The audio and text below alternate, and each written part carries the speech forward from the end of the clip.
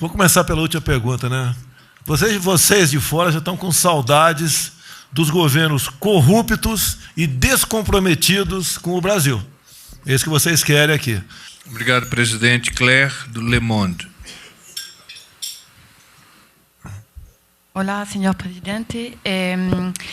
Desculpa vou voltar de novo nessa questão do meio ambiente.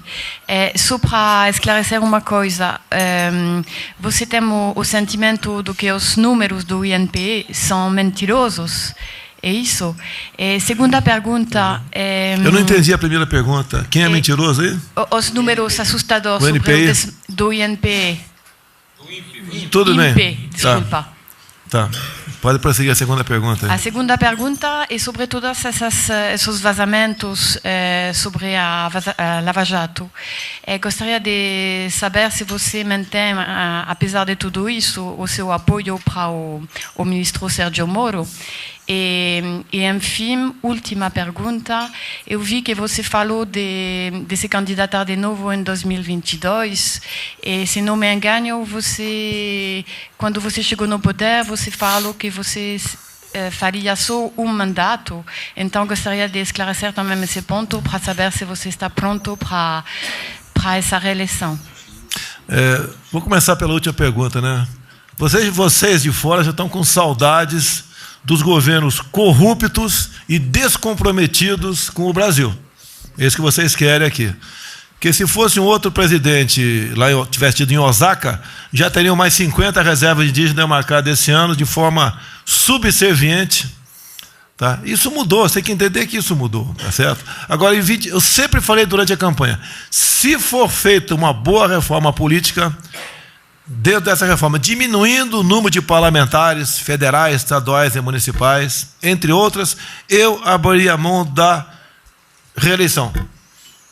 Como essa reforma depende basicamente do parlamento, e não minha, pelo que tudo indica, não teremos reforma política. Agora, em não havendo a reforma política, eu não estou mudando o meu posicionamento durante a campanha. Até porque durante a campanha ninguém me acompanhou, nem imprensa local, muito menos a de fora do Brasil. Ninguém acreditava em mim. Agora, eu acreditava no povo brasileiro. Estamos fazendo a nossa parte.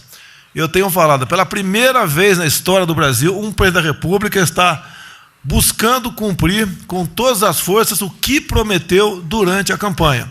Agora, para a tristeza de vocês, tá? Se Deus quiser, tudo vai dar certo, uma política semelhante à minha continuar presente no Brasil de forma eterna. Não teremos mais pessoas como Fernando Henrique Cardoso, Lula, Dilma, entre outros, governando o Brasil. O povo entendeu que essas pessoas não representavam o interesse do seu país.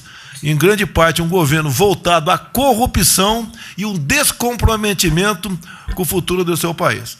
A questão do INPE, eu tenho a convicção que os dados são mentirosos, tá? E nós vamos chamar aqui o presidente do INPE para conversar sobre isso.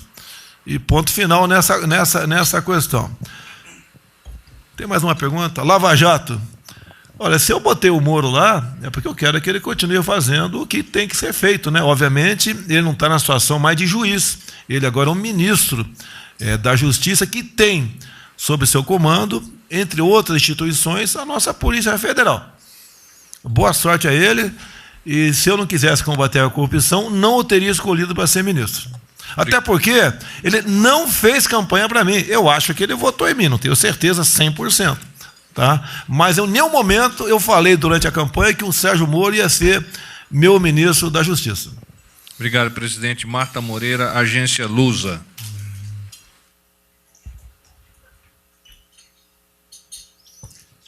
Presidente de Portugal, Agência Lusa de Portugal, queria colocar duas questões em relação à política externa do Brasil. O Brasil integra o bloco dos CPLP, países de língua portuguesa, e na próxima semana o ministro Ernesto Araújo estará num Conselho de Ministros para debater o tema mobilidade na CPLP. Tema? Que tema? Mobilidade. Tá. Mobilidade entre os países da CPLP. Vocês já tomaram alguma posição se vão abrir esta mobilidade entre os países da CPLP? E a segunda questão era em relação a Portugal. O que é que podemos esperar da relação com Portugal no governo de Bolsonaro? Portugal é um país irmão. Estamos à disposição. Via embaixada, o que é normal, natural. Buscarmos aqui qualquer aprofundamento nas nossas relações. Pode falar, Pedro?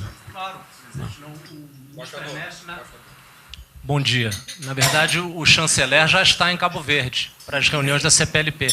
E essa é uma das temáticas de várias da CPLP, e o Brasil, a presença do chanceler lá e não noutra reunião que tem agora em Buenos Aires sobre terrorismo, mostra a prioridade que o Brasil está dando aos países da língua portuguesa e toda a agenda em comum que temos com eles. Obrigado. Antônio Torres, Agência F. Bom dia, presidente. Muito obrigado pelo café da manhã. A minha pergunta é sobre o acordo UE-Mercosul.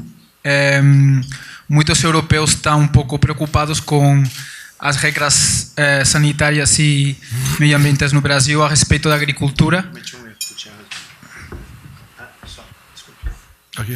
A questão é se o Brasil mesmo, esse problema pode travar o acordo entre União Europeia e Mercosul, porque existe um receio dos europeus sobre como é tratada a agricultura aqui no Brasil a respeito de pesticidas e de outros produtos que são utilizados. Presidente, o Brasil é um país que menos usa agrotóxico.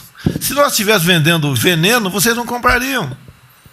Agora, eu fico abismado como essa desinformação entrou junto aos brasileiros e acreditam nisso. O primeiro mundo, em especial, tem um cuidado enorme com o que importa. 44º país de utilização. Em números proporcionais, de países que têm uma agricultura pujante, nós estamos nos últimos lugares no tocante ao uso de agrotóxicos em nossa agricultura. Então, essa é mais uma desinformação que está lá fora e pesa contra o nosso país, e mais ainda no meu governo. Daí rotula a nossa ministra Tereza Cristina como a rainha do agrotóxico. Isso aí é uma desinformação, ou algo de muito mau gosto, porque é uma guerra comercial. Países que têm recursos, que produzem também commodities, interessa essa desinformação. Você sabe, se eu te falar 10 coisas boas a teu respeito, tem um impacto. Uma só negativa, o impacto é 10 vezes maior. E nós sabemos que assim funciona a guerra de informação no mundo todo, vendendo uma péssima imagem do Brasil. Mais uma mentira, mais um fake news para plagiar o nosso querido Donald Trump. Se eu puder... Eu queria só agregar... Perdão. Pô, não, embaixador. Perdão, não é só para comentar com o jornalista que o acordo que a gente assinou com a União Europeia é um acordo de última geração, que tem capítulos sobre normas sanitárias e fitossanitárias, tem capítulos sobre barreiras técnicas ao comércio, e o Brasil cumpre todas as suas obrigações. Então, não há um problema de natureza fitossanitária, não se coloca. Para poder entrar no mercado europeu hoje em dia, os produtos brasileiros, as carnes, tudo, cumpre com os padrões internacionais. Então, não há essa questão. Obrigado, presidente. Eu acho que tem duas coisas muito importantes. A primeira delas, o Brasil, no mundo, é o país que mais usa plantio direto. Plantio direto é uma tecnologia revolucionária, porque ela não agride ao meio ambiente, ao contrário, ela protege o meio ambiente. No plantio direto, associado com a biotecnologia, nós temos o menor uso de pesticida por hectare no mundo.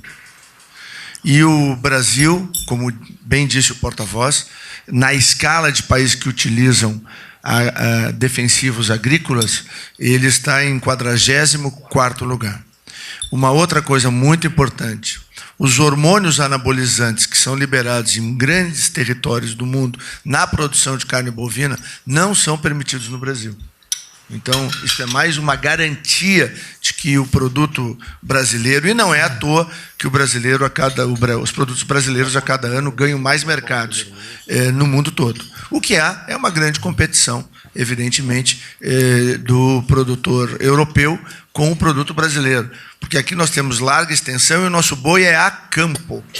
Ao passo que os animais de engorda em quase toda a Europa, e muito na Irlanda, na Escócia, na Inglaterra, a maioria é estabulado. Então, ele vira um competidor do alimento humano porque ele consome milho. Diferente do boi brasileiro, que é o boi mais ecológico do mundo, que é criado ao pasto. Vale a pena aqui. Quando eu estive em Osaka, eu fui à noite numa churrascaria. Fui muito criticado pela mídia brasileira. Tá? Quando fosse para um retiro, tivesse que jejuar o tempo todo. E fui numa churrascaria. E comi um churrasco, obviamente. E perguntei qual era a procedência da carne. Me disseram, eu não vou dizer aqui para evitar problemas com outros países aí. Me disseram. Na primeira oportunidade, eu convidei de público o primeiro-ministro japonês, que está para ir para o Chile, que passe para o Brasil. Que nós queremos patrocinar um churrasco com carne brasileira para ele. Há uma diferença enorme nos sabores, enorme. Eu até disse naquele momento que a carne que eles estavam comendo lá era genérica. E eles tinham que comer uma boa carne do gado aqui, criado aqui no Brasil. E que, com toda certeza, eles abririam o nosso mercado para carne, que por enquanto não entra no Japão.